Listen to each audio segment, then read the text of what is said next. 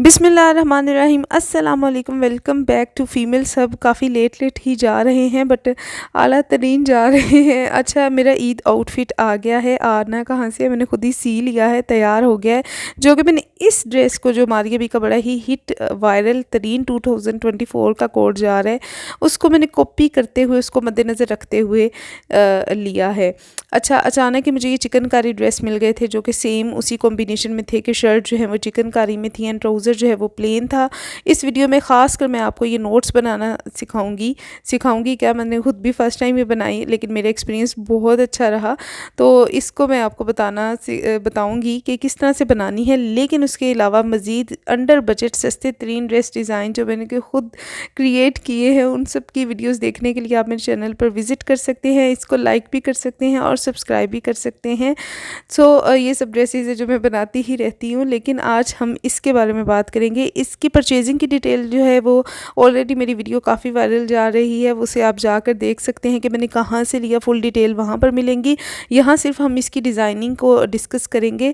3200 rupees का मुझे ये ड्रेस मिल गया था और अंडर बजट बहुत ही, मेरी कोशिश थी कि मैं यहाँ पर बजट में भी रहूँ, तो मैंने इंतहाई सस्ती लेसेस जो है ना वो चूज़ की हैं कि जो मुझे बहुत ही सस्ती पड़े, सिवाय दुपट्टे के पीको के, जो कि मेरा बहुत ही गलत डिसीजन था। तो लेसेस मैंने कुछ इस तरह से लगाई हैं कि आप देख सकते हैं कि मुझे बस मेरे तो दिल को बहुत ही अच्छा लग रहा है ये ड्रेस। और चलें जी स्टार्ट करते हैं। वीडियो स्पीड से जा रही है बहुत ही ज़्यादा। तो लेसेस जो है ना, मुझे जब मैंने सोच रही थी ना तो मुझे समझ नहीं आ रही थी, मैंने एकदम से इतनी लेसेस उठा ली ना, मुझे बाद में पता ही नहीं चल रहा था। जो नज़र आ रहा था वो उठाती जा रही थी, क्योंकि स्टिल मुझे कुछ समझ ही नहीं आ रहा था मैं क्या करूँ। मेरी कोशिश ये थी कि ऐसा डिज़ाइन बनाऊँ कि जो बहुत जल्दी भी बन जाए, क्योंकि मैंने बिल्कुल भी नहीं सोचा हुआ था कि मैं ये वाला डिज़ाइन बनाऊँगी। तो ऐसा कुछ हो कि बस अच्छा भी लगे ड्रेस स्टिच और ईद के लिहाज से, और जल्दी भी हो जाए। बाकी सब फिर मैंने घर पे आके सोचा, अच्छा जो पिको अभी हो रही है ना, सिंपल ये वाली पिको करवा लेती मैं, तो ये ड्रेस बहुत ही अच्छा रहना था। बट मुझसे बहुत बड़ी गलती हुई कि मैंने वो एक ये वाली जो है ना डिज़ाइन वाली पिको बस की, और 450 रुपीज़ का मैंने दुपट्टा पिको करवाया, जिसने मेरा दुपट्टा तबाह कर दिया। इवन कि ये दुपट्टा ऑलरेडी बहुत ही प्यारा लग रहा था। जिन लोगों ने अनस्टिच वाली वीडियो देखी होगी, तो ये दुपट्टा बहुत ही ज़्यादा प्रीटी था, बट यहाँ पर मैंने इस पर ब्लंडर कर लिया कि बस बहुत ही ज़्यादा ख़राब काम कर लिया है। अच्छा, डिज़ाइनिंग के लिए मैंने कतान सिल्क कपड़ा लिया जो कि मेरा 100 रुपये में आया था। लेसेस सारी मैंने सस्ती 50 और मैक्सिमम 150 रुपये वाली लेस उठाई है। 150 वाली पे भी 10 रुपये कम ही करवा लिए थे। तो ये वाली जो है वो 3 गज़ तकरीबन, 3-3 गज़ से मैंने ऊपर नहीं ली। लेसेस इतनी ही लेनी है, तीनों लेसेस 3 साढ़े 3 3 साढ़े 3, और उसी में एडजस्ट करने की कोशिश की है ताकि ड्रेस अंडर बजट रहे। कतान सिल्क का ये कपड़ा मुझे 100 रुपये में मिल गया था, आधा गज़ से भी कम शायद मैंने लिया था। और यहाँ पर मैंने इसकी ना 3-3 इंच की स्ट्रिप्स काट ली थी, और उन 3 से सवा 3 तकरीबन, मैंने कोई मेजरमेंट नहीं की थी, बस अंदाज़ा नहीं, क्योंकि मुझे ये था जल्दी हो जाए, बस जल्दी हो जाए और बस थक गई हुई थी मैं, क्योंकि रोज़े की हालत में ना बहुत ही मुश्किल हो जाता है ड्रेस स्टिच करना। और स्ट्रिप्स को मैंने इस तरह से सिलाई लगाकर पिन के साथ इस तरह से पलट लिया है। मेरी ये 5 स्ट्रिप्स बन गई थी। मुझे था कि मैंने बाजुओं पर भी डिज़ाइन बनाना है, बट फिर मेरी हिम्मत ख़त्म हो गई थी, इसलिए फिर मैंने सिर्फ दामन पर ही रहने दिया, क्योंकि बहुत ज़्यादा हैवी हो रहा था। अच्छा, यहाँ पर इन स्ट्रिप्स को ना, जो इसकी सिलाई होगी, सिलाई को नीचे वाली साइड को रखते हुए इसको आयरन कर लेना है।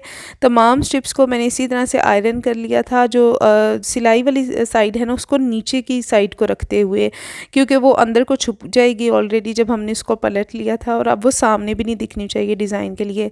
ये सिर्फ मैं यहाँ पर दिखा रही हूँ कि मैंने पहले इस तरह से सोचा था कि लेसेस इस तरह लगाऊँ, थोड़ा ज़्यादा ही कॉपी कर ले मारिया बी वाले डिज़ाइन को, बट फिर मुझे कुछ और जहन में आ गया। पहले मैंने उस तरह सोचा, फिर मैंने सोचा चाइनीज़ कॉलर टाइप, लेकिन फिर ये लेस थोड़ी, मैंने सोचा कि गर्मियाँ हैं, गर्मियों में ओपन गला ही ज़्यादा ठीक रहेगा, थोड़ा खुला खुला बैंड टाइप अच्छा नहीं रहेगा, बहुत ही गर्मी वाला हिसाब होगा। दूसरा, ये लेस भी थोड़ी सी हार्ड, मतलब सितारी वाली लेस थी, तो चुभने का भी था। तो बड़ा ही इस तरह से मैंने नेक लाइन बना ली है। तकरीबन मेजरमेंट आपको सामने जो भी है ना, स्लो करके देख लीजिएगा। तो मैंने तो बस अंदाज़न बनाया। ऊपर से मैंने 10 इंच रखा है, क्योंकि इसके अंदर तकरीबन 1.5 इंच की तो लेस है जो लगेगी, तो ये कम हो जाएगा। और नीचे से तकरीबन ये 3.25 इंच है जो मैंने नीचे से इसकी विड्थ रखी है।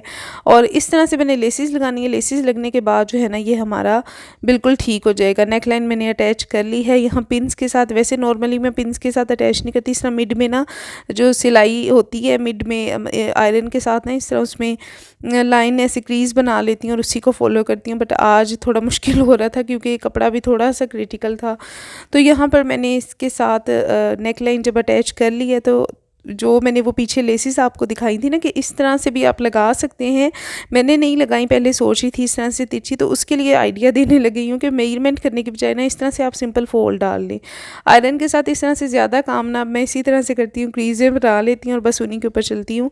तो इस तरह से भी कर सकते हैं और फिर इक्वल लेसिस दोनों तरफ लगेंगी। बाद में मैंने इस प्लान को डिसकंटिन्यू कर दिया, ख़त्म कर दिया कि क्योंकि फिर बहुत ज़्यादा भरा भरा हो जाना था गला, बहुत ही हैवी, क्योंकि ऑलरेडी लेस इस तरह से भी मैं लगा रही थी, फिर वो भी लगाती। तो यहाँ पर मैंने अंदर वो रख के लगा ली है लेस और उनका कोशिश की है कि जो उनके बॉर्डर हैं वो इक्वल आए ताकि एक एग्जैक्ट शेप बन जाए, जो कि आपको नीचे से नज़र आ ही रही होगी त्रिकोण टाइप। अच्छा, ये गला बहुत ही अकड़ा अकड़ा ऑलरेडी लेसें लग गई हैं, तो जब भी मैं इस तरह की नेकलाइन बनाती हूँ तो मैं इसके अंदर से बाद में गर्म करके बुकरम निकाल देती हूँ। अच्छा, यहाँ पर स्ट्रिप्स जो है ना वो तकरीबन मैंने 3-3 इंच की स्ट्रिप्स काट ली थी लंबाई में इक्वल, और फिर उनको मैंने इस तरह से कागज़ पर जोड़ लिया था। बराबर का कागज़ लिया और उस पर पहले एक तरफ से रखते गए बराबर, बिल्कुल कोई गैप नहीं देना, स्पेस नहीं देनी, बिल्कुल साथ मिलाते मिलाते जो है ना वो जोड़ ली मैंने। और जोड़ने के बाद मैंने शर्ट के साथ भी अटैच कर ली थी, उसका बॉर्डर कट किया, कट करके नीचे से थोड़ा कपड़ा और बीच में अटैच कर लिया था और बाकी का कपड़ा दोबारा से लगा दिया था। और यहाँ पर अब जो उसके बैक वाला जो कागज़ मैंने लगाया था ना उसको मैंने उतार दिया है बड़ी ही आसानी से। जहाँ कहीं धागा था वहाँ कैंची से काम किया ताकि टांका ख़राब ना हो।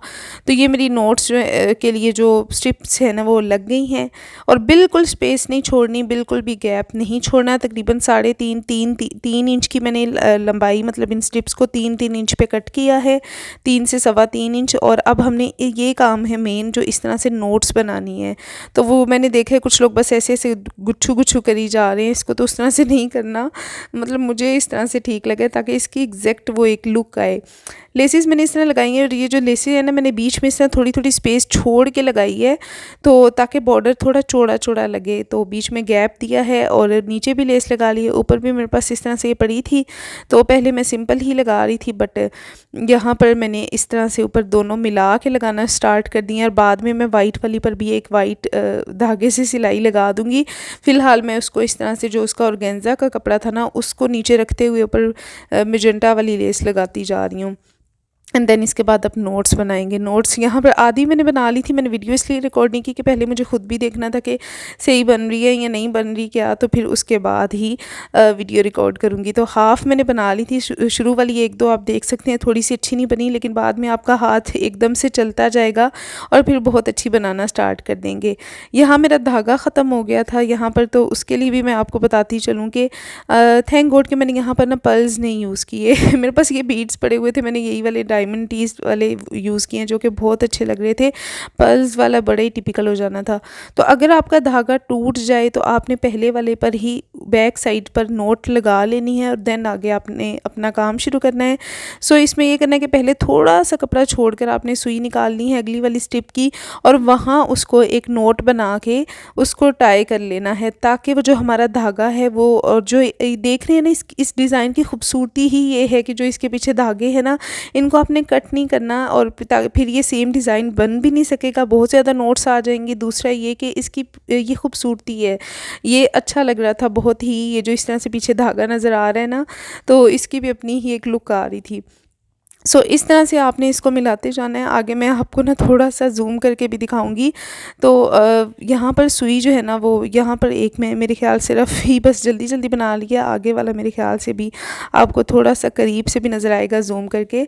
तो बस इस तरह से पल्स लगाने हैं। अब इस शेप में और उस शेप में काफ़ी डिफरेंस होगा, जो कि मुझे रियल आँख से बहुत ही ज़्यादा फ़ील हो रहा है। आपको पता नहीं कि फ़ील हो या ना हो कि जिस चीज़ को मैं बताना चाह रही हूँ कि दोनों तरफ से इसका कपड़ा इकट्ठा कैसे होगा। इस तरह से पलटा हुआ। तो बैक से जब हमने मोती लगा लिया है, अगली वाली नोट पर जो स्ट्रिप पर आना है, इस तरह से थोड़ा सा कपड़ा छोड़ते हुए, बिल्कुल ज़रा सा, मतलब इतना ज़रा भी नहीं, आप देख सकते हैं कि कितना छोड़ रही हूँ।